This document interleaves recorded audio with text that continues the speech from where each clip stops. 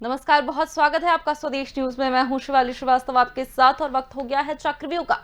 और चक्रव्यूह में आज चर्चा अब चुनावी मोड की। भारतीय जनता पार्टी ऐसी पार्टी है जो हर वक्त चुनावी मोड में रहती है, ऐसा कहा जाता है। और अब कांग्रेस भी चुनावी मोड में नजर आ रही है। जहां भाजपा संगठन में कार्य समिति की बैठकें जारी रहेंगी, तो कांग्रेस में भी पुनर्गठन कर संगठन में नए लोगों को जगह देने और बदलाव की चर्चा है। पीसीसी चीफ और पूर्व सीएम कमलनाथ 24 से 26 जून तक भोपाल में पार्टी पदाधिकारियों के साथ चुनावी तैयारियों पर चर्चा करेंगे। वहीं 24 जून को भाजपा की प्रदेश कार्यकारिणी बैठक भी होगी, जिसका उद्घाटन पार्टी के राष्ट्रीय अध्यक्ष वर्चुअली करेंगे। ऐसे में सवाल कई उठते हैं। जिस देश को कोरोना की दूसरी लहर चपेट में लिए हुए है, तीसरी लहर की आहट, ऐसे समय चुनावी बैठकें कितनी जरूरी। और जो विपक्ष कोरोना काल में बैठकों पर सरकार को घेरता आ रहा है, उसी राह पर अब चल पड़ा है। तो क्या अब विपक्ष पर कहने के लिए कोई भी सवाल है? सभी सवालों के जवाब लेंगे इस खास प्रोग्राम में, लेकिन उससे पहले आपको सुनाते हैं ये रिपोर्ट। कोरोना से राहत के बाद अब एक बार फिर मध्य प्रदेश में दोनों प्रमुख सियासी दल भाजपा और कांग्रेस एक्टिव मोड पर है। दोनों ही दलों ने अपनी अपनी तैयारियों को तेज कर दिया है। काबिले गौर है कि प्रदेश में आने वाले वक्त में नगरीय निकाय चुनाव और उपचुनाव की तैयारियां तेज होंगी। अब जहां भाजपा संगठन में कार्य समिति की बैठकें जारी रहेंगी, तो वहीं कांग्रेस में पुनर्गठन कर नए लोगों को संगठन में जगह देने और बदलाव की चर्चाएं हैं। कांग्रेस की माने तो 24 से 26 जून तक पीसीसी चीफ और पूर्व सीएम कमलनाथ पार्टी पदाधिकारियों के साथ चुनावी तैयारियों पर चर्चा करेंगे, जिसमें संगठन में बदलाव को लेकर भी चर्चा होगी। तो वहीं भाजपा का कहना है कि उसकी रणनीतियां हमेशा तैयार होती रहती है। क्या कुछ रहने वाला है भाजपा कांग्रेस में बैठकों का दौर, डालते हैं एक नजर। भाजपा में कार्य समिति की बैठकों का दौर जारी। भाजपा में पार्टी संगठन विस्तार पर विस्तार से चर्चा। 24 जून से भाजपा प्रदेश कार्यकारिणी की बैठक। पार्टी के राष्ट्रीय अध्यक्ष वर्चुअली करेंगे उद्घाटन। अध्यक्ष वीडी शर्मा और 403 कार्य समिति सदस्य जुड़ेंगे। पीसीसी चीफ कमलनाथ 23 जून को आएंगे भोपाल। 24, 25 और 26 जून को प्रदेश अध्यक्ष करेंगे समीक्षा बैठक। पार्टी पदाधिकारियों से करेंगे चुनाव की तैयारियों पर चर्चा। कांग्रेस के राष्ट्रीय अध्यक्ष से कमलनाथ जी की चर्चा के बाद निश्चित ही मध्य प्रदेश में संगठन में काफ़ी बदलाव होंगे, क्योंकि ये वक्त के हिसाब से ज़रूरी भी है। इस कोरोना काल में कई हमारे साथी अकाल मृत्यु के गर्त में भी चले गए हैं, और कई जो निष्क्रिय हैं उनको भी पार्टी की मेन स्ट्रीम में काम नहीं कर रहे हैं, तो उनकी जगह नयों को स्थान दिया जाएगा, जिससे कि आगामी नगरीय निकाय चुनाव हो या 2023 के आने वाले चुनाव के लिए पार्टी अपनी रणनीति में कसावट ला सके। निश्चित ही इससे पार्टी को लाभ होने जा रहा है। भारतीय जनता पार्टी लगातार अपने हर कार्यक्रम को लेकर विचार विमर्श करती रहती है, और केवल एक विषय नहीं बल्कि पुराने कार्यक्रमों की समीक्षा और आगे पार्टी का विस्तार और उसके माध्यम से जनता का कल्याण, ये हमारा लक्ष्य है। और इसी विचार को लेकर हमारी बैठक होती है, और बैठक में अनेक तरह के सभी विषयों पर हम विचार विमर्श करेंगे और निर्णय लेंगे। अब कोरोना की तीसरी लहर को रोकने के लिए सरकार एक्शन में है। वैक्सीनेशन को लेकर अलर्ट है कि कैसे भी कोरोना की तीसरी लहर को आने से रोका जा सके। अब सियासी दल भले ही चुनाव मोड पर आए, अपनी अपनी रणनीति बनाए। ऐसे में अब देखना होगा कि ये कौन किस पर भारी पड़ता है। तो जहां कोरोना से थोड़ी राहत मिली, सियासी दल जुट गए अपनी अपनी रणनीति बनाने में चुनावी। इसी मुद्दे पर आज हम करेंगे चर्चा। हमारे साथ कल्पना शर्मा वरिष्ठ पत्रकार मौजूद हैं। वहीं हमारे साथ चर्चा में शामिल होने के लिए धैर्यवर्धन शर्मा बीजेपी नेता मौजूद हैं। बहुत बहुत स्वागत है आप दोनों का स्वदेश न्यूज में। कल्पना जी, शुरुआत आप ही से करेंगे। कोरोना काल चल रहा है, अभी भी ये कहना गलत होगा कि कोरोना जा चुका है, क्योंकि हम भी जानते हैं कि दूसरी लहर कम हुई है, लेकिन कोरोना खत्म नहीं हुआ। चुनावी पार्टियों की लगातार राजनीतिक दलों की अब बैठकों का दौर भी शुरू हो गया है। कैसे मायने निकाले, किस तरह से देखेगा दोनों चीजों को? की बात की जाए तो कोरोना अभी गया नहीं है। अभी 15 लाख से ज्यादा पूरे देश में कोरोना पेशेंट अभी हैं। अभी कोरोना के नया वेरिएंट की बात की जाए तो वो भी डेल्टा अगर देखा जाए तो वो भी भोपाल में ही उसका पेशेंट मिला है।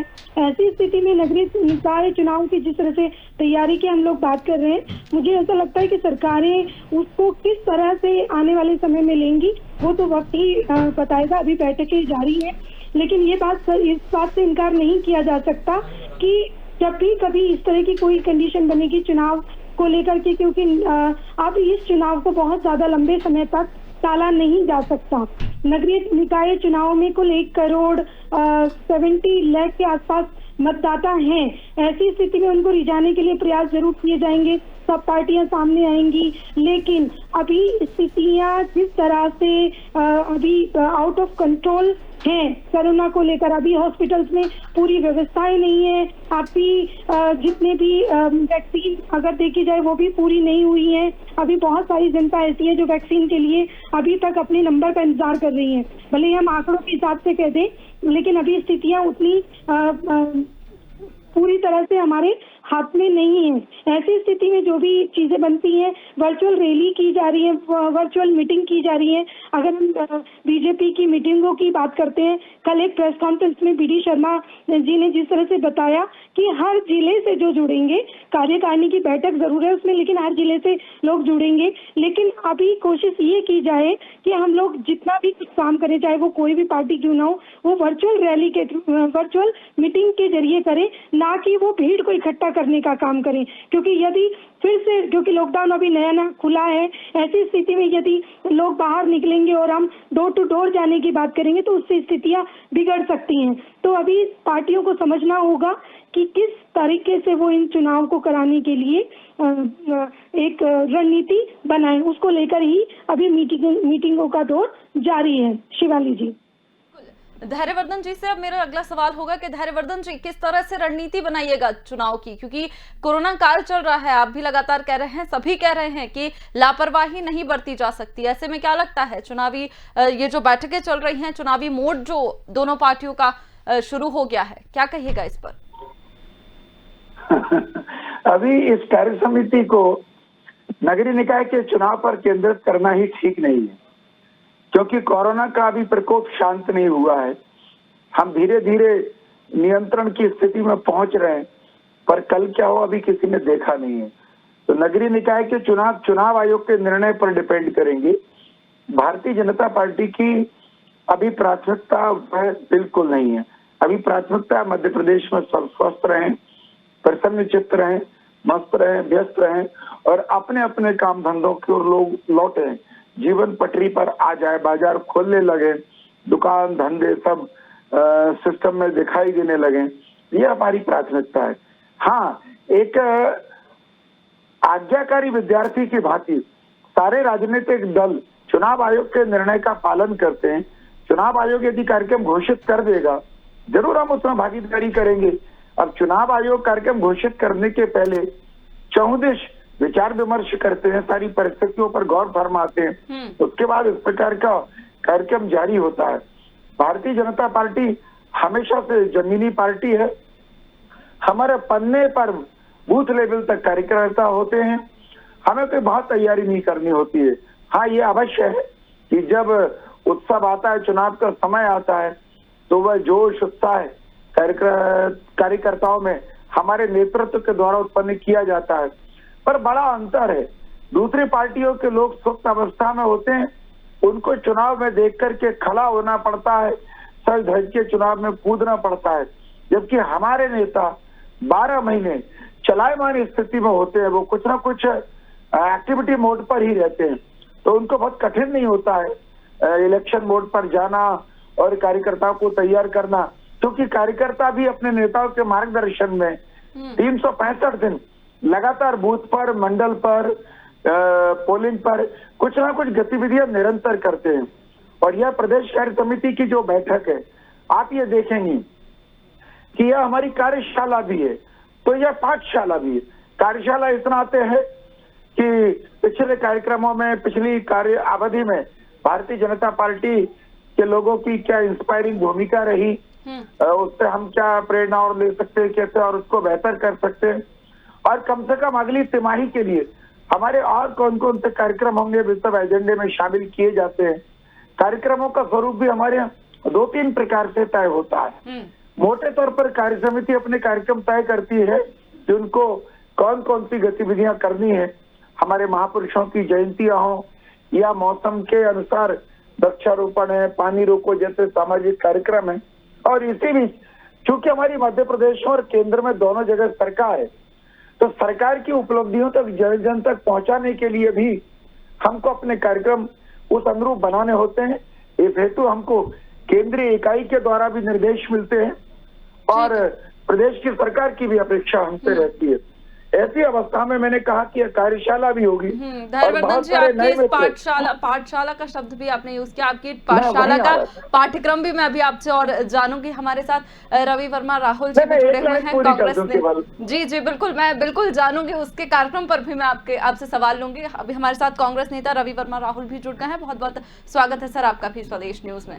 जी सर, अब तो आप भी नहीं कह सकते पार्टी को, बीजेपी को, कि भाई मीटिंग कर रही हैं, बैठकें कर रही हैं, क्योंकि चुनावी मोड तो आपका भी शुरू हो गया है।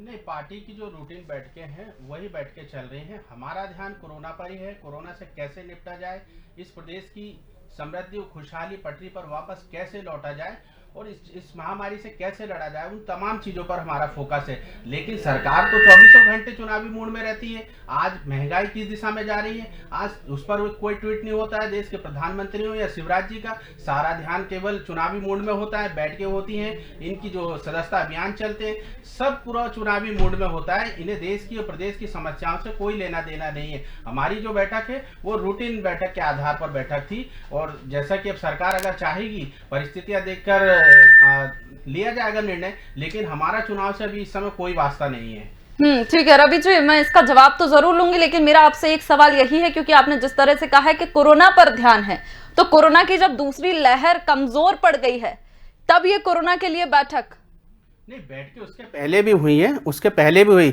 लगातार कमलनाथ जी ने हमारे सुझाव दिए, एक विपक्ष के नाते हमारे राष्ट्रीय अध्यक्ष, पूर्व जो राष्ट्रीय अध्यक्ष हैं राहुल जी ने लगातार सुझाव दिए हैं। लगातार कैसे निपटा जाए उन सब पर चिंतन और मंथन जारी है।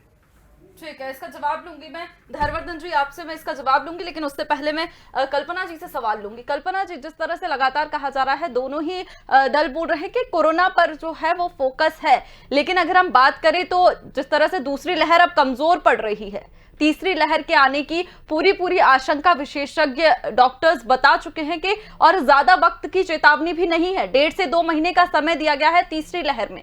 तो ऐसे में कितनी ज्यादा चेतावनी जिस तरह से आ रही है, कितनी ज्यादा तैयारियों की इस वक्त जरूरत है कोरोना को देखते हुए?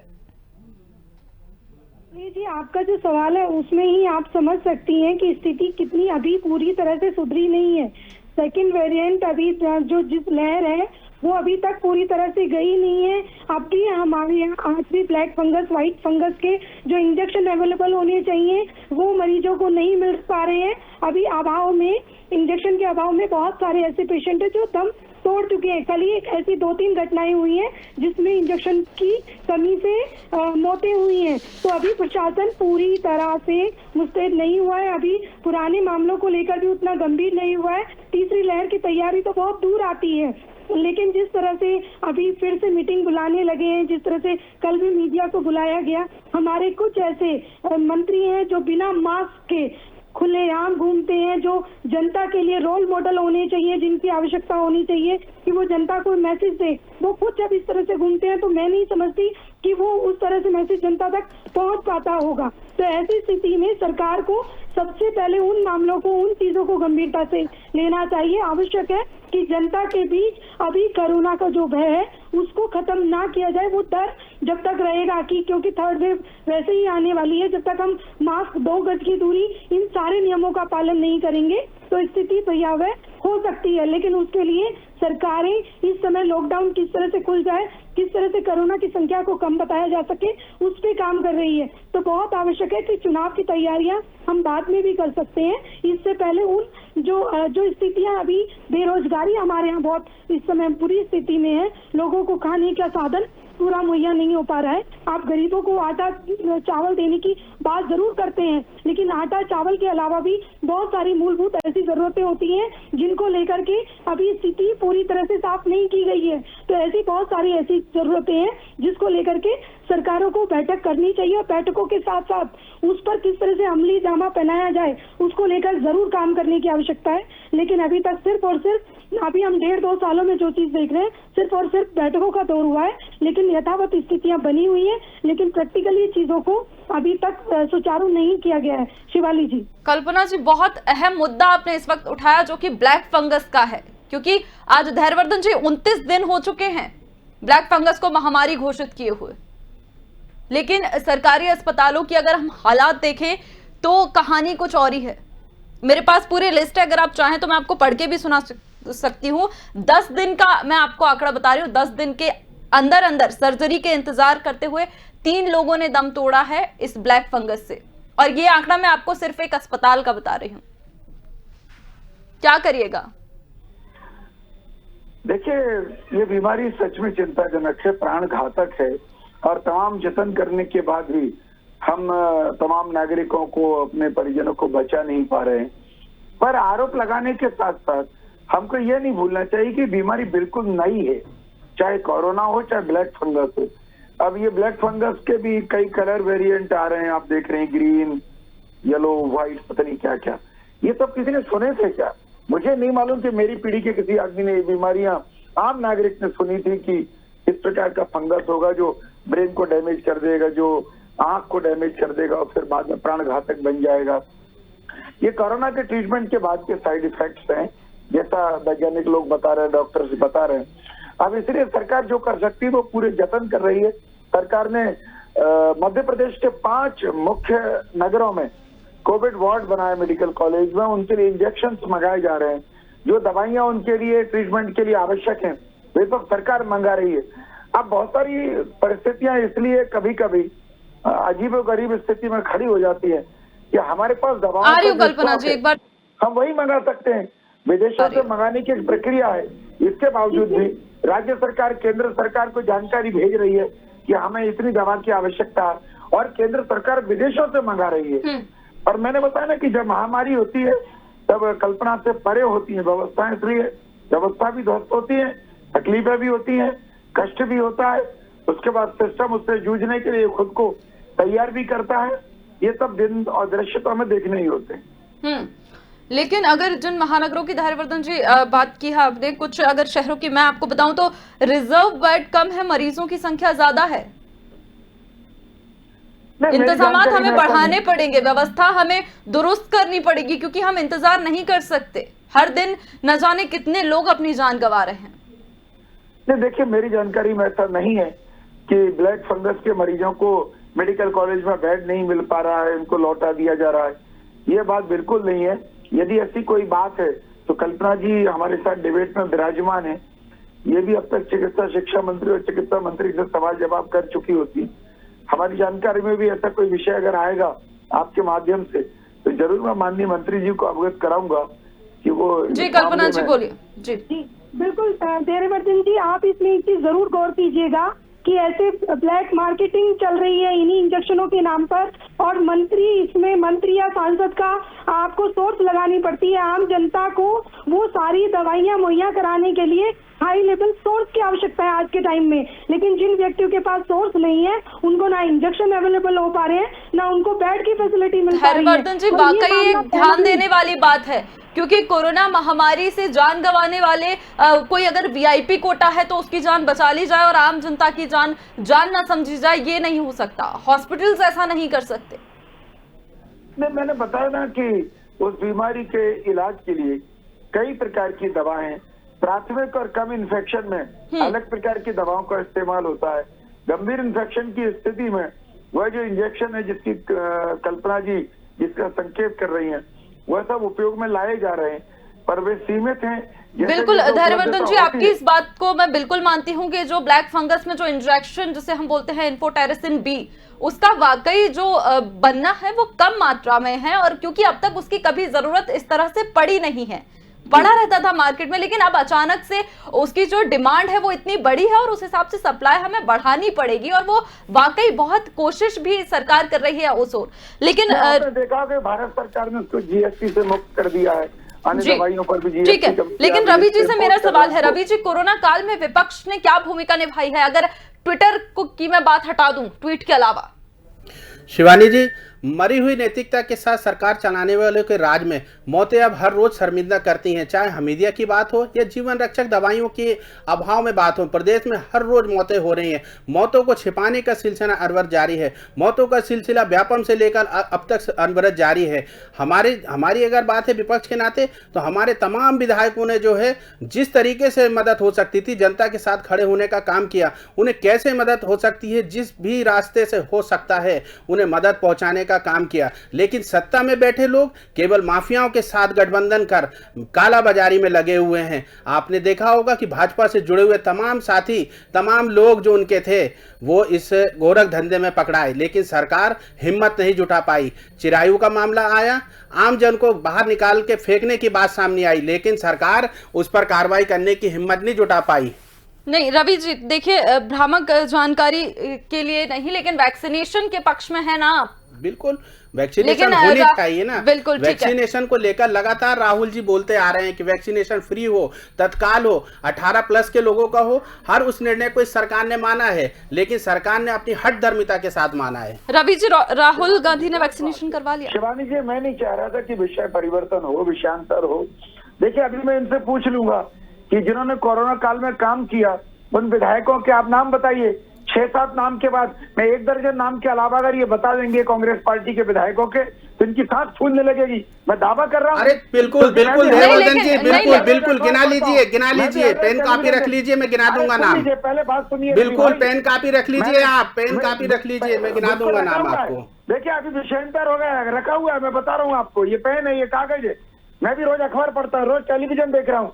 हमारे पत्रकार मित्र जगह जगह मेहनत कर रहे थे। मैंने ये नहीं कहा अपनी डिबेट में कि कांग्रेस के किसी एमएलए ने सेवा नहीं की, जरूर की है, पर गिने चुने लोग हैं, उंगलियों पर गिनाने लायक। इसलिए आप उस पर मत जाइए। बार बार आप समझिए, महामारी है। आप इंजेक्शन लगाने की बात कर रहे थे कि 18+ के लोगों को लगा दो। क्या सोनिया गांधी जी के घर पर प्रोडक्शन हो रहा था? क्या वो इटली से कोई खेप मंगा करके बैठी थी? प्रोडक्शन को आपने जिस तरीके से गैर जिम्मेदारी तरीके से बाहरी देशों को जो निर्यात किया है, ये उसी का परिणाम है आज। अरे आपको देश की मजबूरी समझना चाहिए। कहाँ थे आपके पास वैक्सीन की पर्याप्त मात्रा थी, लेकिन आपकी सरकार ने जो है तय समय पर अपनी जिम्मेदारी को नहीं निभाया। धीरवर्धन शर्मा जी, रवि वर्मा, राहुल जी, आप गलत तथ्य मत दीजिए डिबेट में। उतना प्रोडक्शन था ही नहीं।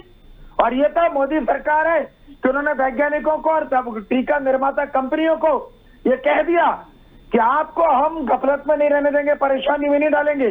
समस्या बढ़ने के बाद राज्यों पे टीका फोड़ा है, इसलिए उन्होंने हिम्मत करके वैक्सीन बना ली। वरना आज भारत पिछले वर्षों की तरह अंतरराष्ट्रीय माफिया बाजार का एक बहुत बड़ा हिस्सा बन चुका होता। 4-4, 5-5 हजार रुपए की वैक्सीन हिंदुस्तान को राज्य नहीं गैर राज्य खरीदनी पड़ती विदेशी कंपनियों से। आपको मालूम है विदेशी कंपनियों के रेट क्यों डाउन हुए? क्योंकि भारत के पास खुद के वैक्सीन उपलब्ध हैं, 2-2 और 1-2 वैक्सीन अभी कतार में। आप समझना चाहिए, जो जो उपलब्धता बढ़ रही है, जो तो उसका रिलैक्सेशन दिया जा रहा है, करोड़ों लोगों को लग रही। 1.25 करोड़ से ऊपर वैक्सीन लग चुके हैं हिंदुस्तान में। ये छोटा आंकड़ा है क्या? दुनिया में सबसे ज्यादा वैक्सीन लगाई जा चुकी है भारत में। कितना बड़ा भौगोलिक क्षेत्र है, कितनी बड़ी आबादी का क्षेत्र है, कितनी बड़ी विविधता का क्षेत्र है। धीरवर्धन जी, लेकिन अपनी जिम्मेदारियों को समय पे नहीं निभाया गया है, आपके द्वारा नहीं निभाया गया है।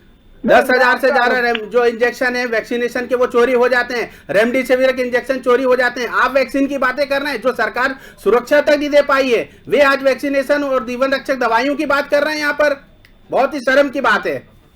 नहीं, लेकिन रवि जी, ये भी मानना पड़ेगा कि जितना वेस्टेज भी हुआ है, लगातार कहा जा रहा है कि वेस्टेज ना हो, और 21 जून से तो महाअभियान भी चलाया जाएगा। और हमें मानना पड़ेगा, जब तक आप और धैर्यवर्धन जी एक साथ आकर लोगों से अपील नहीं करेंगे, लोगों को बताएंगे वैक्सीनेशन के बारे में, जागरूक नहीं करेंगे, तब तक ये चीजें नहीं हो पाएंगी।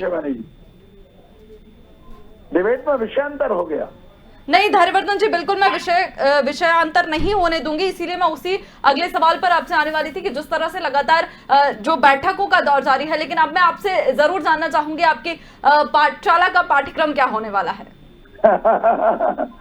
देखिए, हम भारतीय जनता पार्टी के संविधान से चलते हैं। हमारे संवैधानिक व्यवस्था है कि हर 3 माह में हमारे कार्य समिति की बैठक होती है। उसी अंतराल में हर माह जिले की कार्य समिति की बैठक होती है, मंडलों की बैठक होती है, और फिर राष्ट्रीय कार्य समिति की बैठक होती है।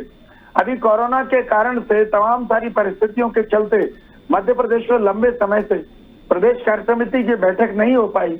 इसको लेकर के हमारा नेतृत्व चिंतित था और आज भी हालात ऐसे नहीं है कि सबको बुला करके एक हॉल में मीटिंग कर ली जाए जैसे पहले हम लोग करते रहे। इसलिए उसका तोड़ निकाला गया, वैकल्पिक रास्ता चुना कि हम उसको वर्चुअल करेंगे ताकि सारे लोग जुड़े रहें अपने नेतृत्व के साथ, उनका विचार विमर्श हो, नेतृत्व का मार्गदर्शन उनको मिलेगा।